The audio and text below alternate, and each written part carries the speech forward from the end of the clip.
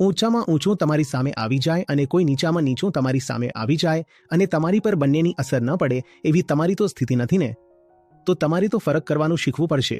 પરંતુ આપણા લોકધર્મે, આપણી લોક સંસ્કૃતિએ આપણને કહ્યું છે, નહીં, આ તરફવાળા અંકલજી આવે ચાહે તે તરફવાળા અંકલજી આવે, નુન્નુ બંનેને કહેજે અંકલજી નમસ્તે, અને ન કહ્યું તો અંકલ ફરિયાદ પણ કરી દેશે, તમારો ઘણો બદમાશ થઈ ગયો છે, નમસ્તે નથી કરતો.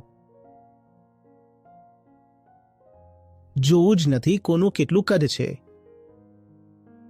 કોણ માણસ કહેવાવાને લાયક છે પણ કે નહીં, કોણે કોની જિંદગીનું શું કર્યું છે, કોની ચેતના કઈ ઊંચાઈ સુધી પહોંચી છે. બસ પેલા છોટુને પકડીને ગોખાવી દો કે અંકલજી નમસ્તે.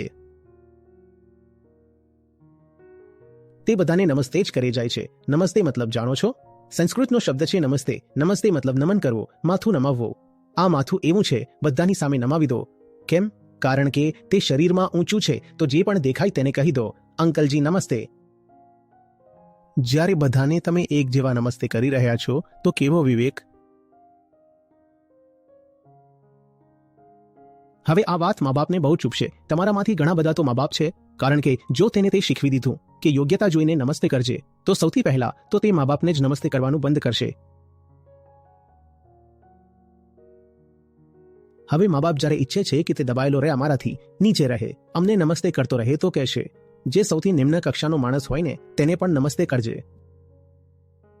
કારણ કે સૌથી નિમ્ન તો ઘણા મામલામાં તેઓ ખુદ મા બાપ જ હોય છે, તો જરૂરી છે તેને કહેવું કે નીચામાં નીચો મળે તેને પણ નમસ્તે કરો. ત્યારે જ તો મા બાપને નમસ્તે કરી શકશે તે. મા બાપ છો તો સ્વાર્થ છોડી દો ને, થોડો તો પ્રેમ શીખો. કહો બાળકને અમે એ લાયક નથી કે અમારી પાસેથી કંઈ પણ શીખી શકે તું, અને કોઈ પણ મામલામાં અમારું અનુકરણ કરવાની કોશિશ પણ નહીં કરીશ. ક્યારેય નહીં નમીશ. અમારી આગળ સંયોગ છે બસ, કે અમારાથી તું પેદા થઈ ગયો છે, બાકી અમારું તારા જીવનમાં કોઈ યોગદાન નથી.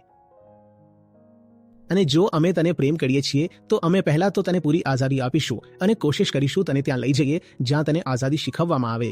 અમે તારી જિંદગી પર પ્રભાવ બનીને નહીં છવાઈ જઈશું. અને અમે તને બિલકુલ કહી રહ્યા છીએ, ફરક કર. ભલે તે ફરક સ્વયં મા બાપને ભારી પડતું હોય તો પણ બાળકોને શીખવો ફરક કરતા.